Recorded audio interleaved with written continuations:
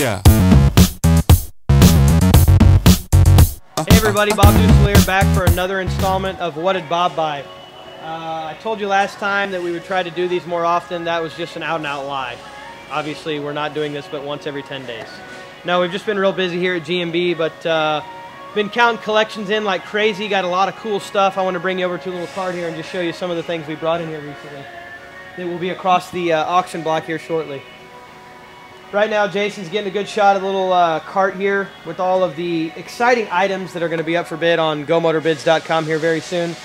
Let's start up front here, Jason. We've recently brought in a couple of very cool Earnhardt collectibles. Some of the more sought-after collectibles when it comes to Dale Earnhardt. We've got the 1988 GM Goodwrench Aero Coupe black and silver Monte Carlo. The original right there, not the remake that they brought out about 4 or 5 years ago. We also have, I don't know if that was the 88 Aero Coupe.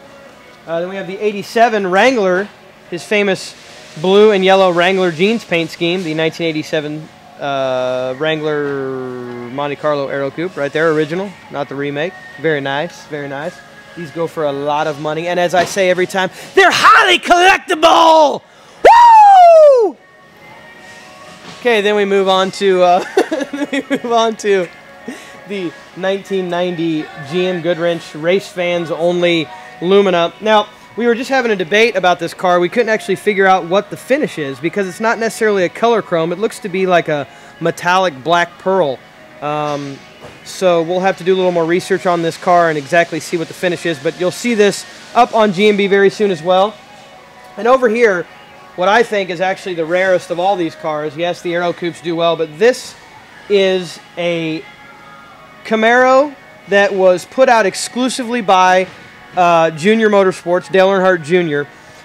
They had a paver brick program back in 2000 and I believe 6. You could purchase a brick that would be etched with your name or business or whatever and put in the pedestrian area at the Junior Motorsports complex, as you can see pictured right here. Well, what they did is everybody that actually bought one of those bricks got a commemorative diecast, which is the car you see right here. It's a limited edition. You'll see right here the Dale Earnhardt Jr. brick paver program, one of 1,788. The 17 for the number on the car, the 88 for Dale Earnhardt Jr.'s JR Motorsports number at the time.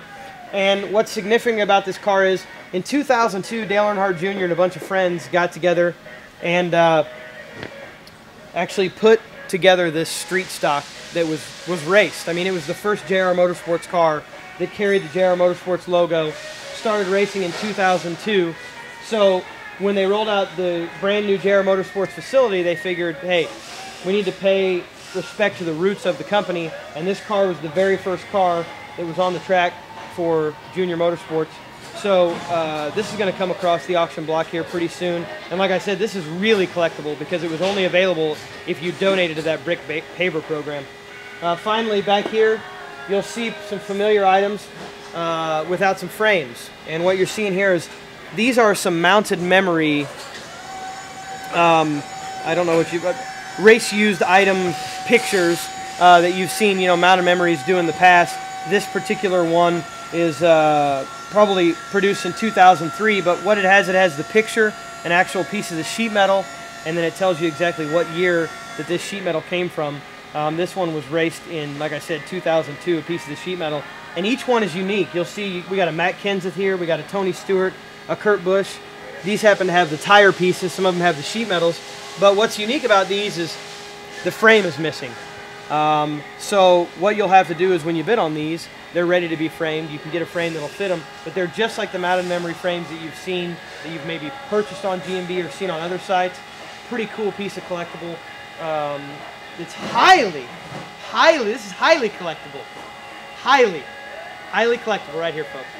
So you'll see these across the auction block floor here on GMB. Not literally a floor because it's online and everything. But you'll see those soon. This has been another installment of What Did Bob Buy? Now I don't care what you dress like.